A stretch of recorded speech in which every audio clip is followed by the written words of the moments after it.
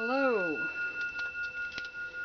It is Andrine, your Jewish American priestess, with a bunch of broken matches. It will not light. Oh, there's one. Beautiful.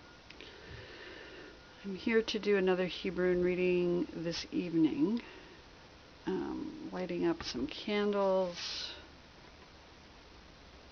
A few maybe that you can see, maybe a couple that you can't see. Just trying to get some warmth and heat into the night here. It's chilly and cold where I am in Portland, Oregon, and they're saying that it might snow, which could be fun, or just plain cold. Alright, so we're going to do Hebrew reading tonight. I'm going to pull out,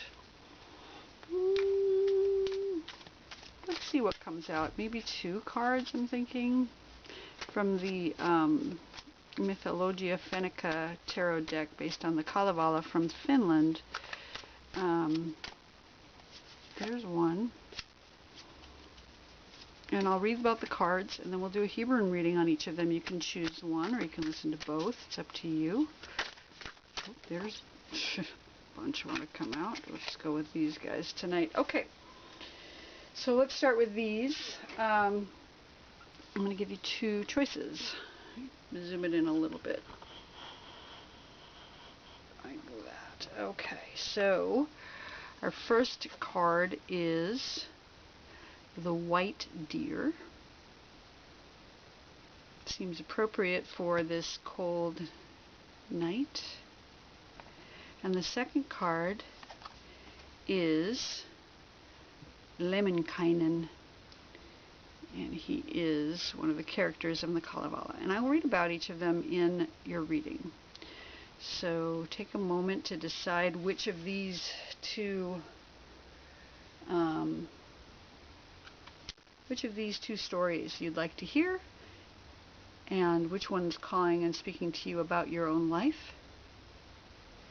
The white deer or Lemminkäinen. You can see the white deer has got some snow, some trees, a deer, some stars. This one has a man with a brace of arrows and a horse. Yeah. So take a minute to decide, and we will put the timestamps down below, and you can decide which one you like and come back to it down below. And I'll see you in your reading.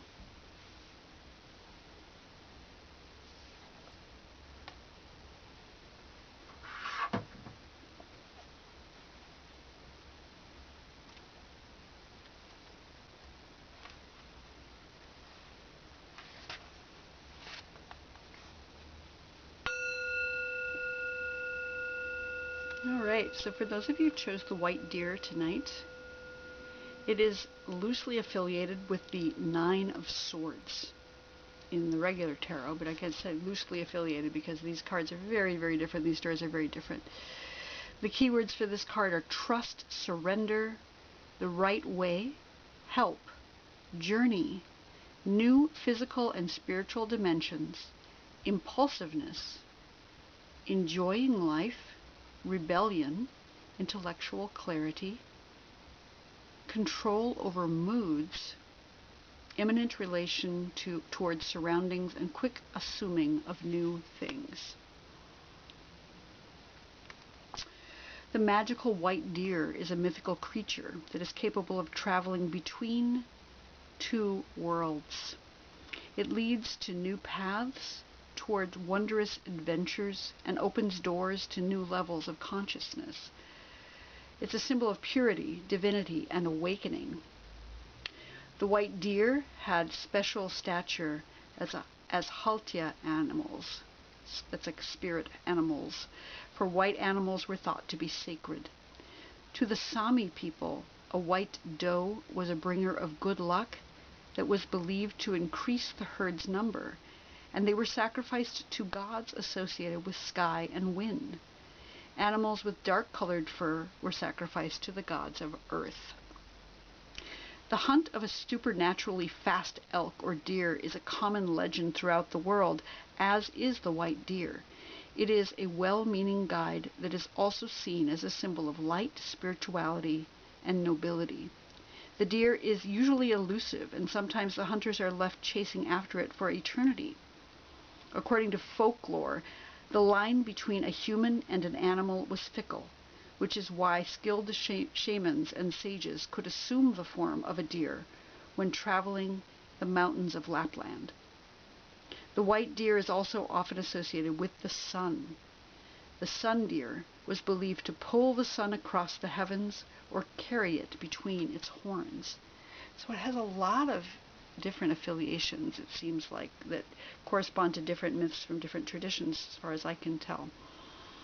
The conclusion says, as a spirit animal, the deer symbolizes kindness, caring, and gentleness. Nevertheless, the deer is always vigilant to spot possible dangers and flee. A fawn must learn to walk as soon as possible after it has been born, so it may escape from its predators. The white deer refers to the detection of life's dangers and the ability to make quick decisions. It warns against sinking into false sense of security so that you won't get surprised.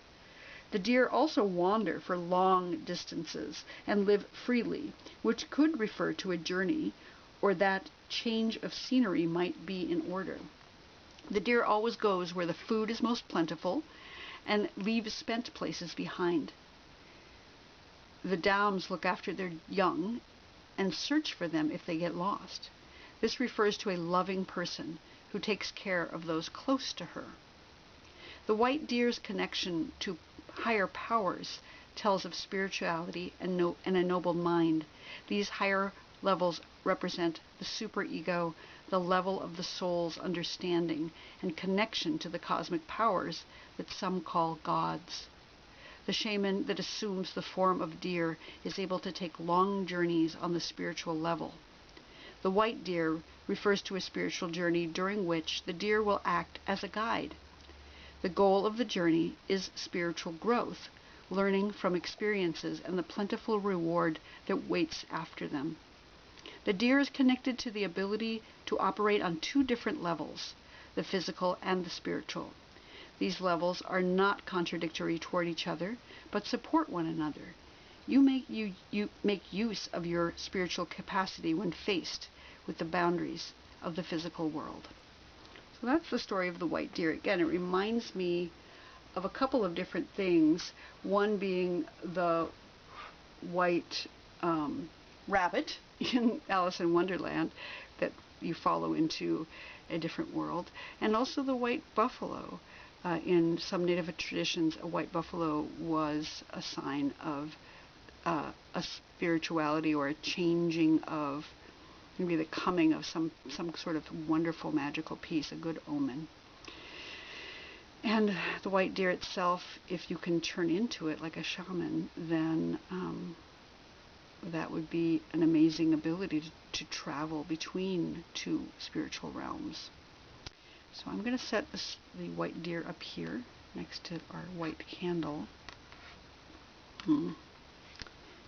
Shift this slightly. There we go. And then we're going to pull out some Hebrunes and see how that resonates with this message for you today. I'll just pull my basket over here. Start with our central issue. Actually, I'm going to do a six-pointed star. I just changed my mind. I'm going to do a six-pointed star with seventh in the center. So for me, I start always at the top with what's coming down from above. The next tile represents that which we know about the situation. The next one represents what is unseen. And then we have the tile that represents the root cause.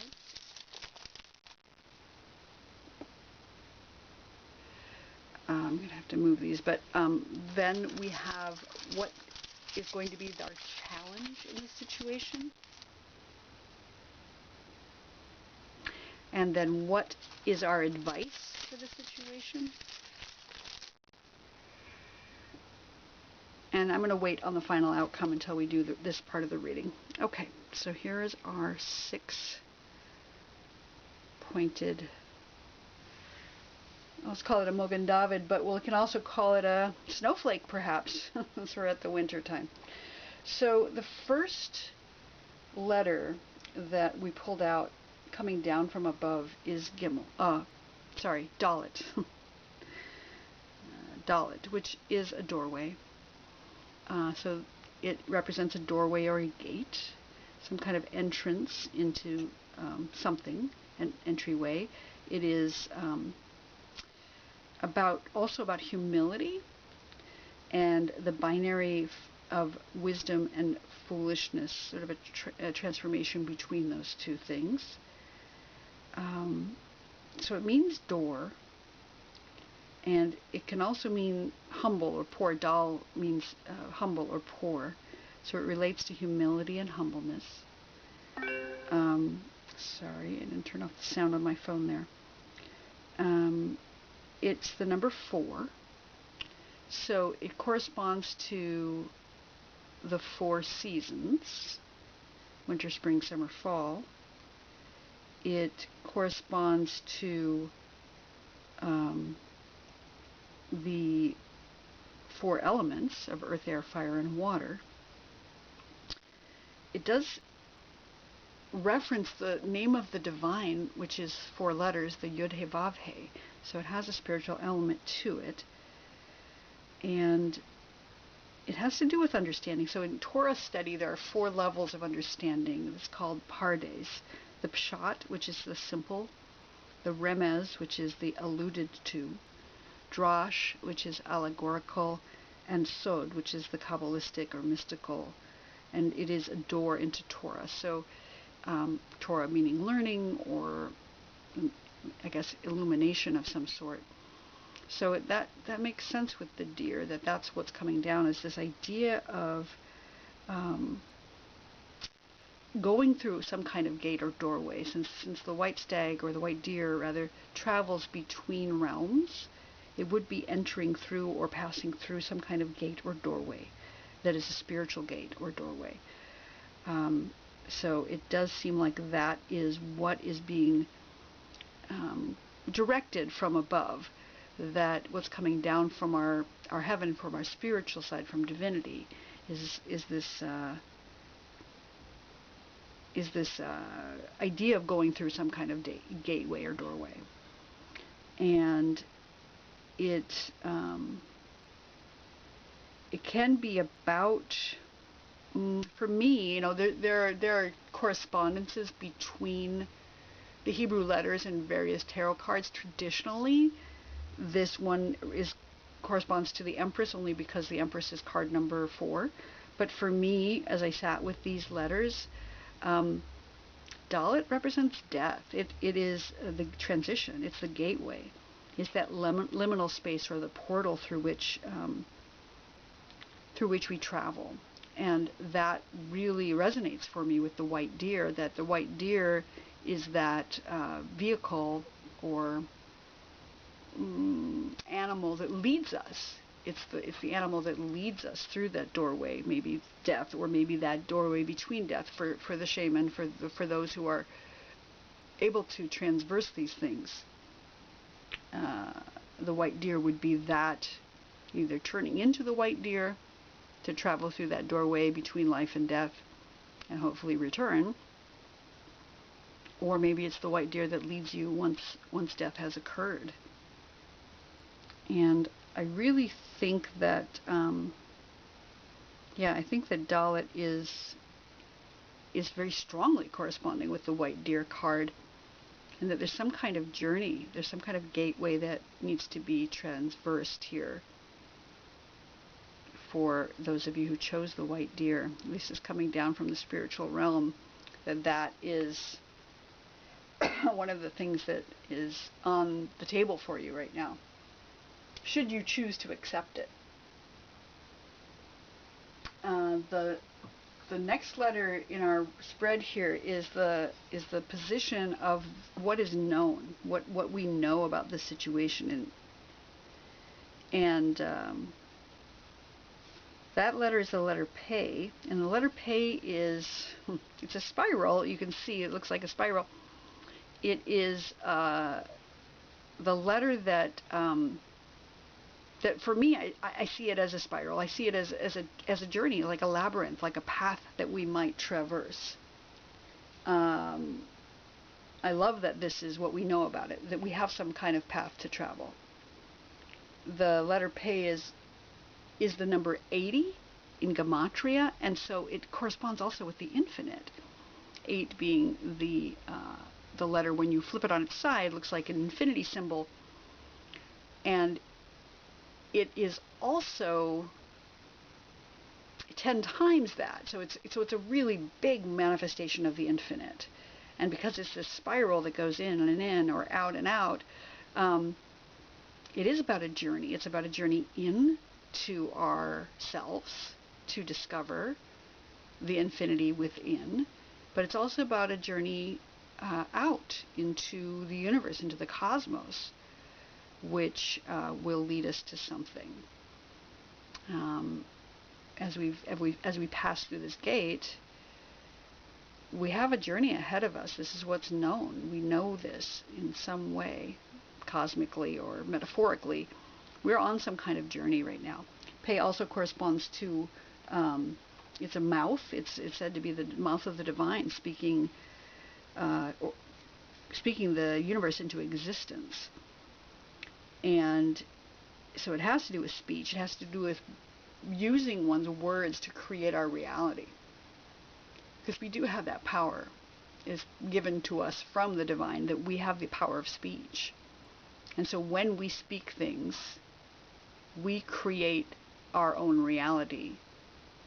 So we have to be mindful of the things we say and make sure that we are, expressing things accurately, that we are complete in our desires for what it is we want in the world, that we don't curse others or ourselves, especially ourselves. I think that's a big issue for a lot of people, saying horrible things about oneself, because those things matter. They do come into existence as we speak them. So we have this path ahead, and we need to use our voices responsibly as we travel this path.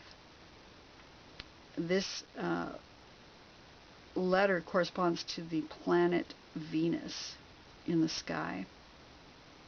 I had a dream this week where I was encouraged to read about the story of Inanna, who I had never really read her story before. She's a very, very ancient goddess, and she corresponds to the planet of Venus. She is about relationships, but she's not a mother goddess, and she's not a marriage goddess. She is about love, but she's not about procreation, about mothering, or about marrying. She's about enjoying the experience. She's also the goddess of war. So it's a really interesting combination.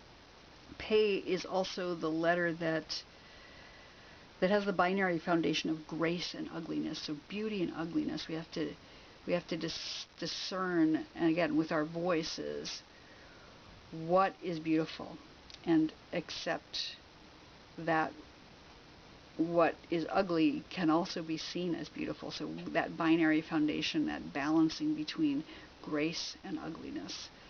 And that's what's known right now, is this. We've got a spiral path ahead of us, and we need to be careful about how we speak. Be mindful. I want to say careful, but mindful. And what's unknown, fascinatingly, is the Ein Sof, and it is this blank one. I always keep a blank in my set because it's also about the infinite. So we have the known infinite, and then we have the unknown unknowns, which I love this. This is the unknown in the spot of what we don't know. So we don't know a lot. Like, as we go through this doorway, whatever we're doing, whatever this journey is, as we get involved in this white deer, and I love that it's a white tile right now with this white deer, as we commune with the white deer, we're on a journey, some of which we can see and some of which we cannot see. We cannot see the infinite. We cannot know a lot of things in the infinite. So we have to trust. on some level. Because the infinite is the unknown unknowables. And I love that for us. I love that we have this, that what we do know is that we have an infinite journey, and what we don't know is that it's infinite. I think that's beautiful.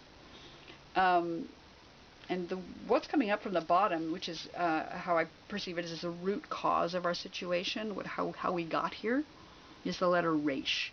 And Resh is, it's the letter that means head. Rosh means head.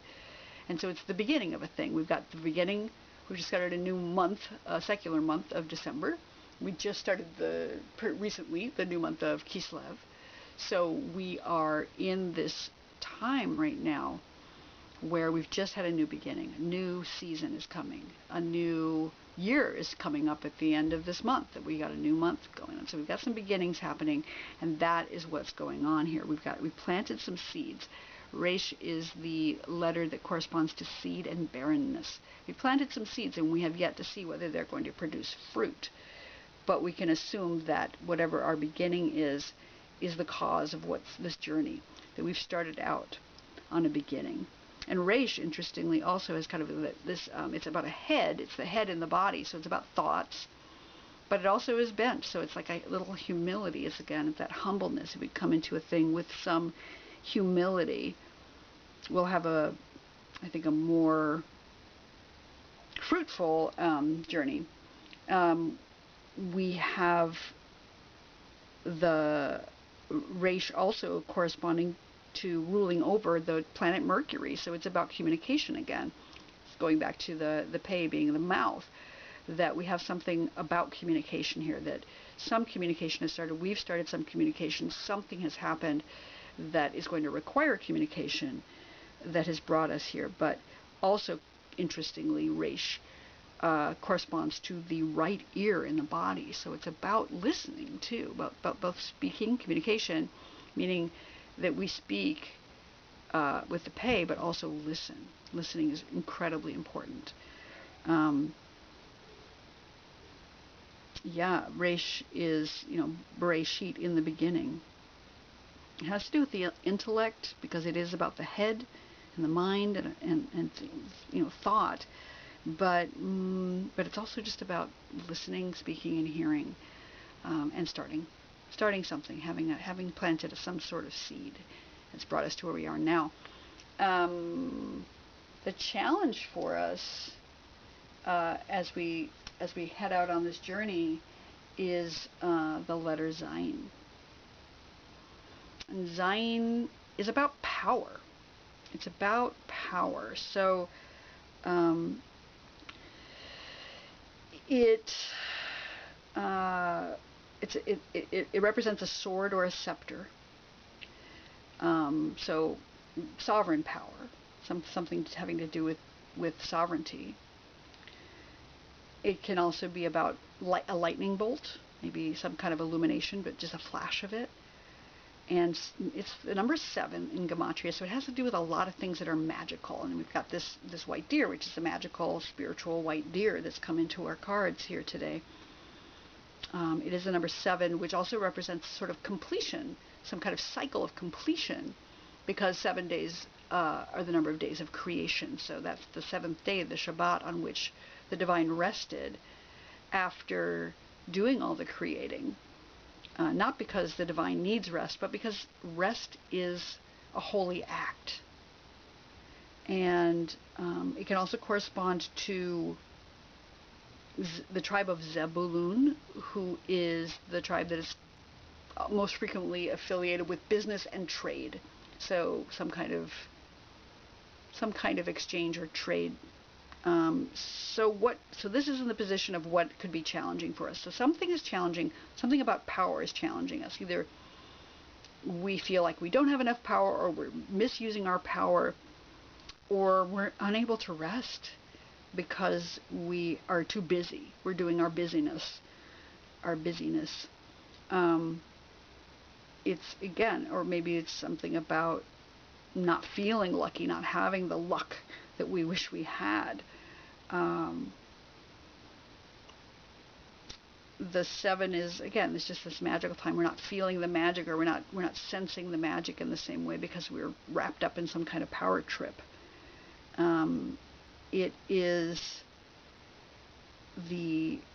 in the traditional tarot, it corresponds to the Lovers, because again, it's the number 7, and the Lovers is the 7th card. But for me, I think that my intuitive hit on it is this corresponds to the Emperor, because it's about power and structure and authority. And I think that, for me, is more relevant in this position, that we're having some issue with power. There's some kind of power issue going on. And again, maybe again, wrapped up in our business, wrapped up in our busyness, and not finding or taking the time we need to rest, to really sit and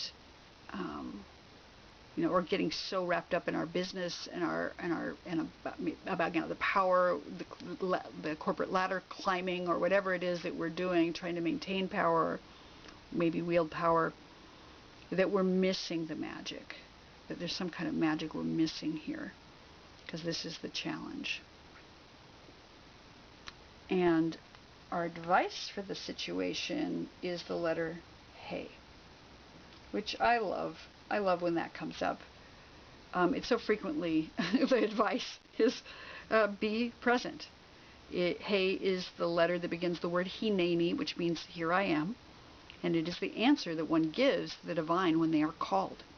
When you're called to go on a journey, in the Torah, what people who are successful say is Hineni. And so if we're called by the white stag to go forward on whatever journey we're head through that doorway into the labyrinth, that's the advice. Be present, remain present with what it is we're being called to do, Hineni.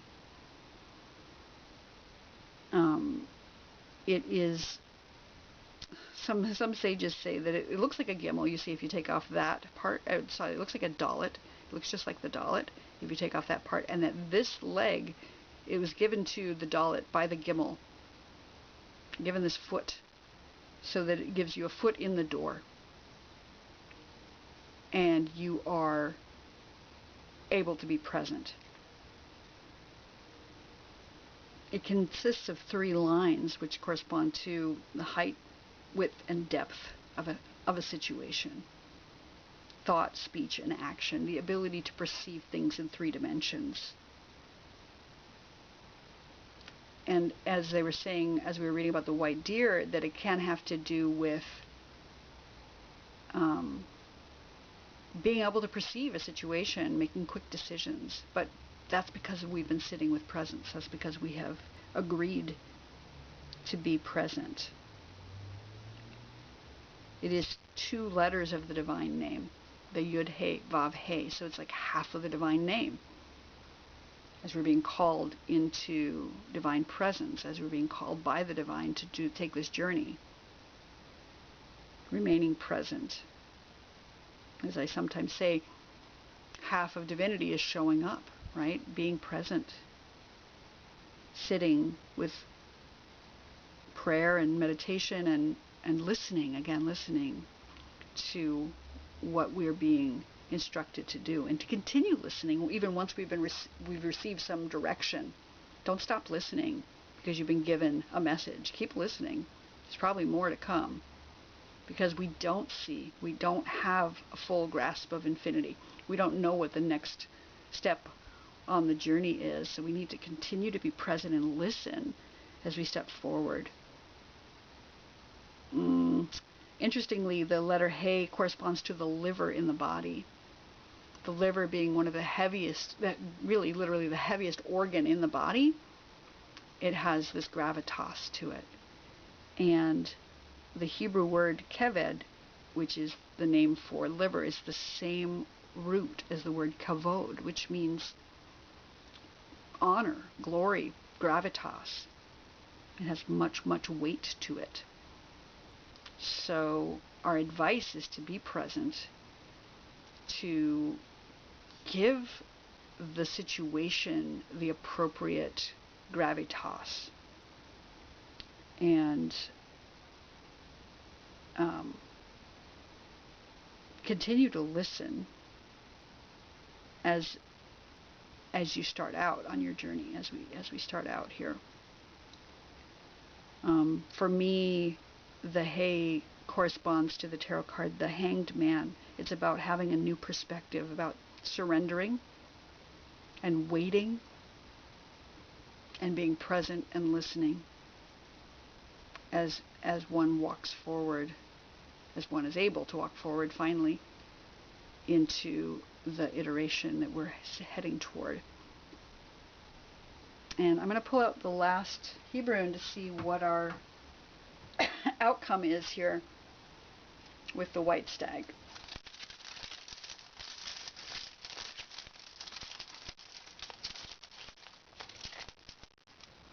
Okay. And the letter that came out is Het. And the letter Het is the letter that begins the word Chai, which means life.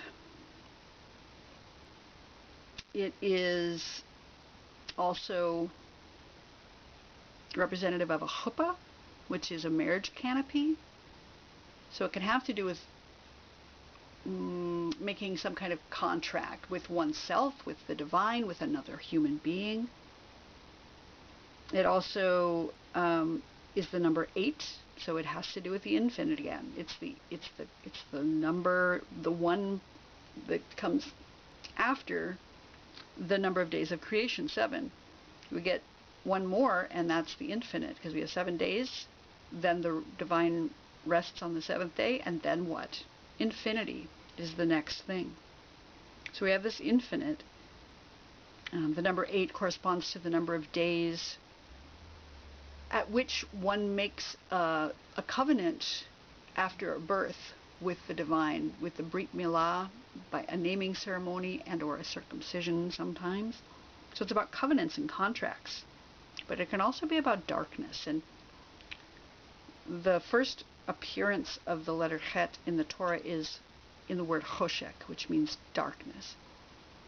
And we're in this time of year that we're in the time of darkness. That's why we have the black altar cloth right now. It's in the time of darkness, and darkness is not a bad thing. It's what gives us the ability to see light. So right now we're heading into this darkness. We're heading into this darkness as a journey, as a spiritual journey. It's the time of dreaming. It's a time of sleep. It's a time of hibernation and going deep inside to find divinity. We've got Hanukkah coming up, which celebrates the 8 days of light. And another piece that I picked up when studying was that the harp of the Moshiach, the Messiah, is said to have 8 strings because it surpasses the harp of David. It starts with Dalet. So something beautiful. Some beautiful music in the darkness. It has to also do with the gullet in the body, which is again the throat, the esophagus, the speech organ.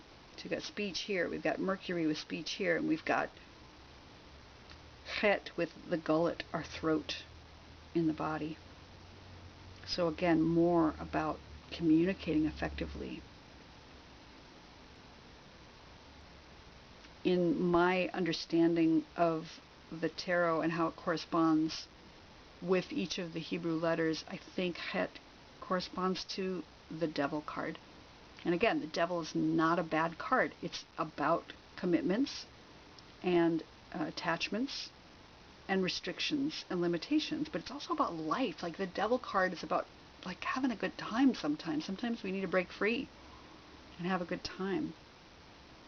You know, the Brit Milah, the covenant, which is circumcision, questionable for me in the modern times, but it is a commitment. It's a serious commitment.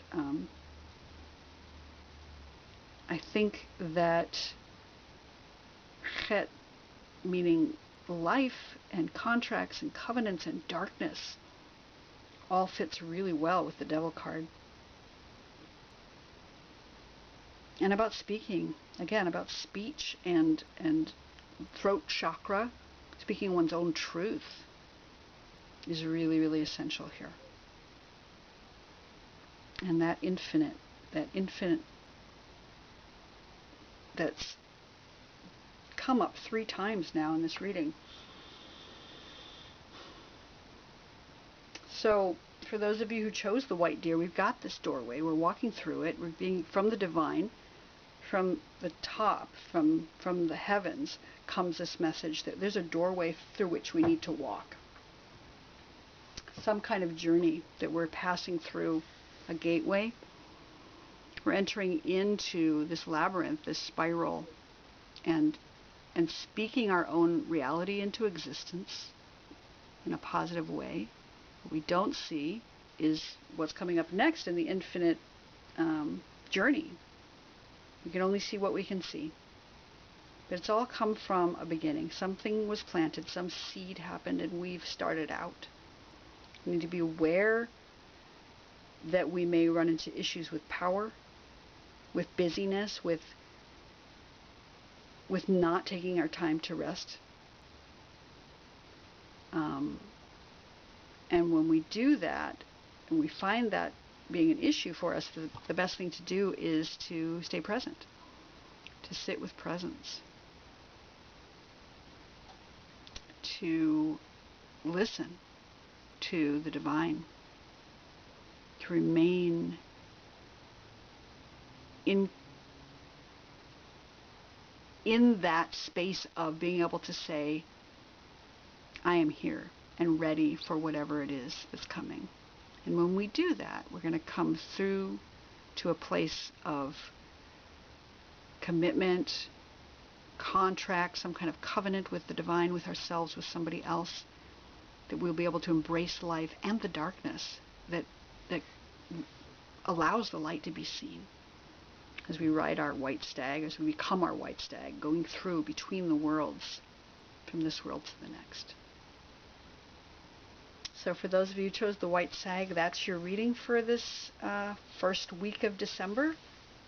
I hope you found this useful. I sure did. And I hope that you'll like and subscribe and tell other people, and we'll see you here next time.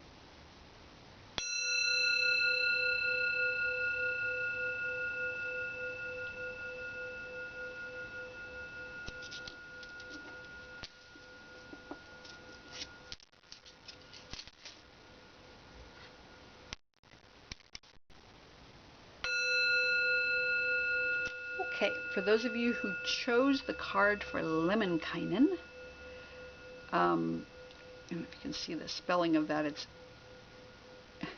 Finnish, so it's Lemminkäinen. He corresponds loosely to the tarot card of strength. Not sure, I mean, I can see why that's the choice that was made here, but the story is very interesting, and I'm going to read to you about it. His keywords are courage and fierceness and fieriness and passion, powerful drive to move forward, action, fulfillment of ideas, charisma, versatile creativity, talents, adventurous spirit, passion of youth, wanderlust, traveling, and getting rid of old fears and practices. Now, Lemminkäinen was the fairest and most daring of Kalevala's heroes. He was an ardent soul filled with unquenchable wanderlust. His name refers to both fire and love, and he is told to be the son of fire. Lemminkäinen was a bold, handsome warrior who beamed magnetic energy all around him. His social skills allowed him to charm everyone, and he was often the center of attention and enjoyed every second of it. No one in Kalevala had as many women and relationships as Lemminkäinen. He was kind of a Finnish Don Juan of sorts. He did marry a woman who came from a good family, but he couldn't stay still for long because of his restlessness, and he didn't find peace at home, and so his soul burned for fiery passion and adventures in lands far away. His bride and himself both made vows, which they both broke, and Lemminkäinen's wild nature forced him to charge into war and battle. He had a loyal friend and skilled swordsman who fought by his side. His wife was abandoned to spend her time at home while he lingered on his journeys, and eventually his pride led him to his death as he was cast into the river of Tuonela, which is the river of death, while trying to shoot the swan that Louhi had sent him to hunt. Louhi was the mother of the north. I'm going to call she's often known as the witch of the north, but I disagree. Anyway, Louhi had sent him to hunt the swan, and the only true love that Lemminkäinen had was probably his mother, who was prepared to do anything for her son. This card refers to courage and strength and skill. In following one's own nature, this kind of passion might be a good thing in life if it's used in harmony with one's surroundings. But his ardent soul was honed in the passage of time by his innumerable escapades and incidents, and he symbolizes youth, passion for life, lust for adventure, and curiosity. It refers to a fearless conqueror with good self-esteem. His tale is one of growth. He tries and attempts things until he learns. He is talented in the ways of spells, and he defeats adversaries when he comes across on his way to Tuonela with the aids of his skills and the favor of the gods. He faces Louhi's tasks without fear and succeeds in all but one of them. But he's rash and inexperienced, and he makes some questionable choices during the raid on the stone hill of Pohjola, and recovering the Sampo, which is a whole nother story I'll have to tell another time. But he couldn't stay quiet because he was so excited that they had retrieved their booty, and he started to sing, and it woke everybody up, and that caused a big problem, and then everything broke. You know, he just has a lot of impetuousness. His irresponsibility is a great challenge. He's faced with a lot of difficulties, and he faces them, he's just a kind of rash. He doesn't think things through, let's say. So it could be trouble when associated with a relationship, because he's not really much into commitment and settling down. He's just got too many other things he's excited about. He's a person who hasn't resolved maybe their relationship with their parents or their childhood. He's somewhat narcissistic because he has this very strong mother who worshipped the ground under his feet the moment he was born, and it makes one ponder one's relationship with their own parents and to be growing up independent and strong. It's good to believe in yourself and not to be afraid of life's adventures, but you also need to be a little bit maybe more measured in your choices. The powers of Lemminkäinen can be found in all of us, and their challenge is to wholly make use of them, for it takes courage to be daring. But the second challenge is to set these powers into balance with the rest of the world and avoid becoming selfish. Lemminkäinen depicts a bold conqueror who knows how to take pleasure in passion and strength, and he doesn't think too much and isn't hung up on morality. So accept yourself and dare to live life to its fullest and enjoy it, and be ready to act in a new way, and also inspect your own feelings and learn to express them more freely. That's Lemminkäinen. He's quite a character. Very attractive, very rash. And it's interesting that he's linked with this card of strength. I can see why sometimes that seems to be the case, but I don't know that I would put him with strength, because he's his own guy. He's got his own story there. Okay, I'm going to pull out 6 Hebrunes to create that star pattern, and then we'll do the 7th after we read the 6. Okay, so the top one is what's coming down from above. What's the divine message? And we have the letter Het. Okay. The second position is that which we know about our situation. I've got the letter Pe. Interesting. The third one is that which we don't see right now, what is unseen, and that is the letter Zion. I'm going to have to rearrange these, I can see when I'm done. What's coming up from the bottom, which is our root cause of our situation here, is the blank, the Ein Sof. Next we have what might be a challenge for us in this situation. And we have the letter Tet. And then the 6th Hebrune is that which is our advice for the situation we're in right now. And we have the letter Tzadi. Okay, so starting with the top, that which is coming down from above is the letter Chet. And the letter Chet is the letter that begins the word Chai. So it has to do with life. It has to do with a chuppah, so it can have to do with like relationships or marriage, something of the sort.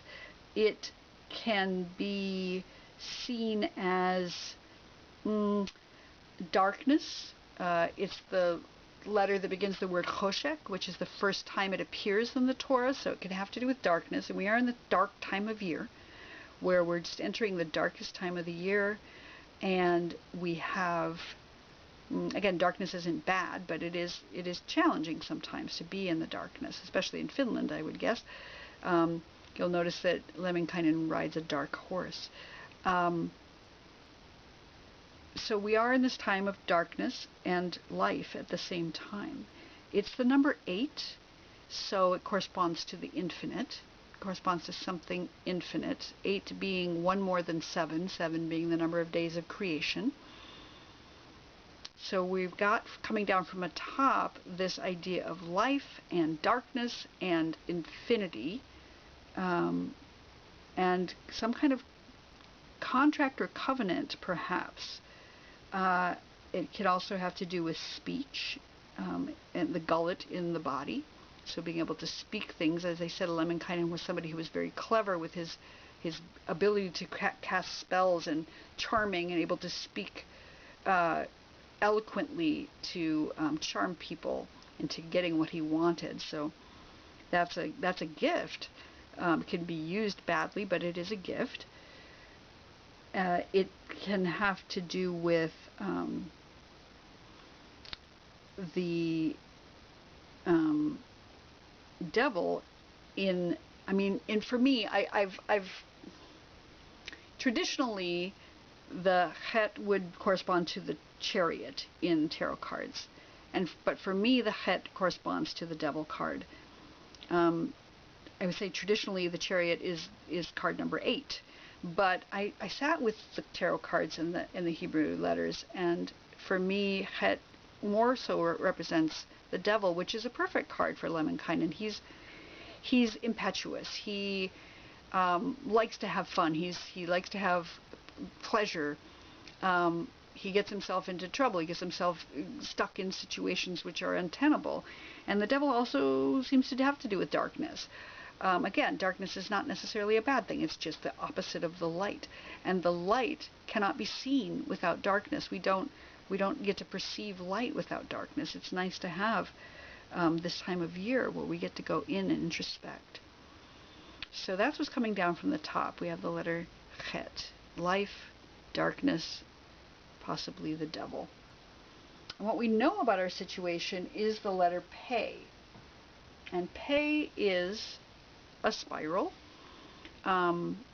This is interesting because it came in the exact same position in the other reading, which is why I said interesting when it came up. But it's about some kind of spiral, some kind of journey, some kind of labyrinth that we're heading out on. But again, Pei represents the mouth. It is the mouth of the divine speaking things into existence. So we have the letter Pei, that ability to create spells and charms like Lemminkäinen did. He was able to use his gift of speech toward creating his own reality. So that's what we know about the situation, is that we have the ability to create with our words, with our charms, with our blessings, and with our curses, and we need to be mindful of that. Because we are in this journey, we are wandering like Lemminkäinen out into adventures. Pei also is the number 80, which is 8 times 10, so it has to do with the infinite. It has to do with the ultimate manifestation of the infinite. So we've got infinity at the top, and we also have what was known is even more infinity. We have a lot of infinity in this reading already, I can see. So what we know is a journey, some kind of labyrinth, some kind of spiral that we are looking either into ourselves or into the wide universe in order to find something infinite, and again speak mindfully our reality into existence now. What is unseen right now is the Zayin, and the Zayin has to do with power. So it is said to be a sword or a scepter, and it is sometimes lightning as well. It kind of looks like a lightning bolt. It's the number 7. It's the number 7, so it has all this magical quality. So even though we may not see it, there's magic underlying what is happening in this spiral. That we've got some kind of really spectacular magic underneath, some kind of really spectacular power that is hidden here right now. So if you're feeling like things are kind of chaotic or dark, or you don't quite understand where the spiral is taking you, rest assured that underneath it all there's some kind of magic happening. That this is again the number 7, so it has to do with the 7 days of creation. So there's also completion. It has to do with some kind of completion. Something is coming to an end, and there is power underneath it all. There is this this sovereign power, this sword and this scepter, that you have personal sovereignty, a lot of self-esteem, like Lemminkäinen, is under there. It's just under the surface that we may not be able to see it, that there's personal sovereignty that is going to carry you through whatever is going on. The letter Zayin to me corresponds to the Emperor card in traditional tarot. That traditionally it's with the Lovers, because Lovers is the 7th card, but that's just a numerical value. For me, Emperor is a lot more appropriate for Zayin.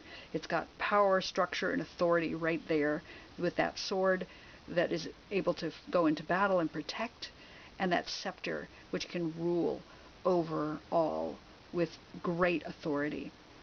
So I think that what we're dealing with here is this underlying power that we may not even see, that is shoring us up for this spiral journey, the spiral path that we're on. And what's coming up from the bottom, our root cause of this, is again the infinite. We've got the Ein Sof, which is this blank Hebrew that I always put in each of my sets, which represents the unknown, the primordial material, the tohu vavohu, the unknown, the unformed, and the void, the material out of which all things are created. So there's something infinite here, here, and here. We've got this enormous amount of infinity that is showing up in these readings today. And it is the root cause of all things, that all stuff comes from the divine. All things comes from the infinite. That there is this time that exists before time, and this time that exists after time, and that we exist outside of time, despite the fact that we're trapped in linear time right now. So that's something to keep in mind as we go on this journey, that there is no beginning, there is no end, that there is just divinity. There is just the stuff of divinity, that I am you, or Lemminkäinen is me, and etc. We are all each other.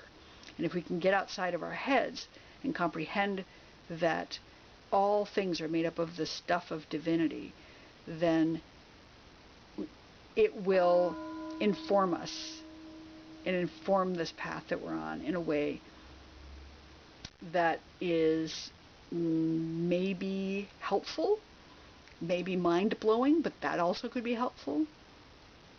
I love when my chime goes off in the middle of a reading, because that's a random chime that I have that just reminds me to focus back on the divine. And here we are looking at the Ein Sof, that without end, and that chime comes up and says yes. It's like an exclamation point on whatever is happening.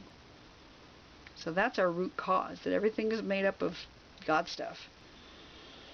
And as we move forward into the reading, the next position is the position of challenge. And here we have this challenge that is the letter Tet. And Tet is a vessel. It's like a cup or a pot of some kind of clay pot, maybe a basket.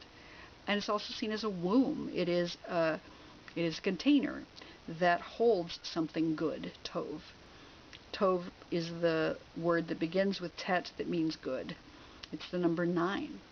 And so it's really interesting that we've got 7, 8, 9, and 80 here. This continuation of the numerical progression as we go through. 9 being also the number of months in gestation. So something is gestating right now, and that might be challenging, right? You're in this spiral, but something is gestating. It's also sort of got this spiral look to it. It's not dissimilar from the Pei in that way. So you've got this gestation that's happening, this womb, this container that is holding something good. But being pregnant is no easy task, even if it's an idea, not necessarily a human. If you've got something that you are working on, that you're birthing right now, that you are gestating, or that you're waiting to be born, that can be really hard. So be aware that what the thing that you are gestating has got good within it. It is Tov. It may be challenging right now, but it is good in the final run.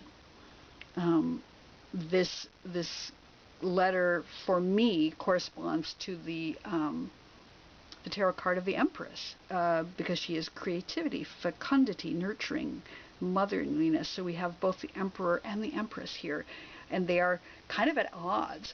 The unknown, the unseen is that power, and the seen is this fertility that is challenging for us. So I find that fascinating that they're offsetting each other, the unseen Emperor and the seen Empress that is just really difficult right now. So that's what's giving us a challenge. And what's going to help us as we move on, as we the advice that we have given for us right now at this time is the Tzadi. And the Tzadi is the letter that begins the word tzaddik, righteousness or righteous one. Tzedek, justice. So it's speaking to us about justice, and so our advice right now is to do what's right, to do what's just, to be a tzaddik. Excuse me. The tzadi is said to be the letter nun with a yud on its back, and the letter nun is about humility, and the yud is the first letter of the divine name. So it's about being humble, but carrying the divine with us, not being self-deprecatory at all. Being humble with the divine at our back. So that is our advice right now. It's the number 90. So it's interesting. We've got the number 8 and the number 80, and we've got the number 9 and we've got the number 90. So this ultimate manifestation, in some ways, of gestation, which is righteousness, which is justice. It corresponds to the foundation of thought. So thinking will be important so that we can bring forth justice, tzedek, right now. And that is our advice right now, to remain humble, know that the divine has got our back, and that we are entreated to find justice in the world, to become a righteous one as we go through this difficult time. That we have this ultimate manifestation of the gestation of what is good comes out to be justice right now. And that is our advice for our situation. Whereas, Lemminkäinen had some challenges with justice. He had some difficulty remembering to be just. He was just about running forth with his power and using his spells to charm people. So maybe it's warning us to to focus on righteousness and justice and becoming just and becoming a righteous person in our actions, in all of our actions. So I'm going to pull out one more Hebrune here for our final letter today. That's the outcome of our reading, and I'm just going to shake them real good and not looking as I pull them out, just so you know, and closing my eyes and reaching in and let the divine pick the right one for you. And this is it. It is the letter Hey. I love it. It's so interesting. I've got so many of the same letters in this reading. I guess this is just what's up right now. So the letter Hey is the letter that is, it is the first letter of the word Hineni. So it's about presence, about just remaining present. It is what we say, or what one says ideally, if you hear the call of the divine. If you hear God calling your name, if you hear Shekhinah, divine, however you perceive the divine, nature, your higher self calling your name, the appropriate answer is, here I am, Hineni, ready for service. If you hear a call that says, I need you to set forth on a path, the answer is, here I am. It is about presence, remaining present in the face of darkness, in the face of injustice, in the face of not understanding our magic and our own power, in the challenges of gestating a new idea. Remain present. Stay here in the face of the infinite. Stay. Be present. It's about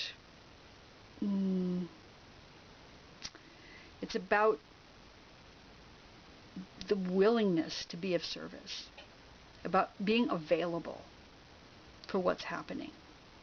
It's about having courage in some ways, the same as Lemminkäinen, having the courage to go forth and do things and saying, I'm up for the task, I'm up for it, I'm going.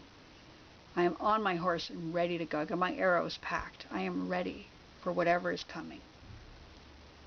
It's about action. It's the number 5 in Gematria, and so it has to do with the 5 fingers. It's about manipulating what needs to be manipulated. It's about using one's hands and fingers to bring about action in the world. It's about artistry, about creation in some ways, by using your fingers to create. And it's about light. In some ways, light is mentioned 5 times in the story of creation. So He corresponds to light. And it is the foundation of sight. Also, in the Sefer Yetzirah, the book of creation, it corresponds to the foundation of sight. So we've got darkness here. But our outcome is sight, about being able to see, about having the vision to move forward. Because there is light, there's good within. That there's lightning, maybe a flash of inspiration coming. That we have righteousness to guide us on the way. So there's something that's coming that will bring us to presence, that will bring us to that availability and that willingness to be bold, to serve, to get on our horse and go wherever we're expected to be. And that will bring us to the presence. It'll bring us to the presence of the divine. It'll bring us to the presence of the infinite, even in the darkness. It'll bring us to that ability to see, because light shows up in the darkness. So this is our reading for those of you who chose Lemminkäinen. We have life and darkness. What we know about our situation is that there's a spiral path, something that we need to do, and the speech, the ability to speak our reality into existence. What we can't see yet maybe is that magic, that power that we have underlying things, but trust that it's there. The root cause of this is all stuff is made up of the divinity, darkness and light, everything's made up of divinity. That's what our foundation is. This void, the time before time and the time after time. And the challenge is that gestation. Gestating something, whatever it is we're gestating right now, may be challenging, may be painful to carry within us the ideas that we have, that we're burning to set forth and do. And our advice is to be just, to be righteous, to have humility but divinity at our back, and to strive for justice, to strive for righteousness.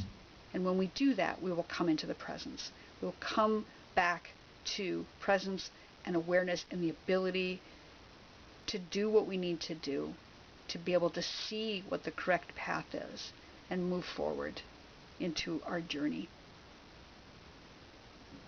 So for those of you who chose Lemminkäinen, this has been your reading. I hope that it has been useful. It's been really interesting for me to do these readings for you, and I hope you enjoy them. If you do, I hope you'll like and subscribe and tell other people about it. I'm just having such a good time learning these things and reading them for you and for myself. And I hope you have a beautiful evening, and I will see you here next time.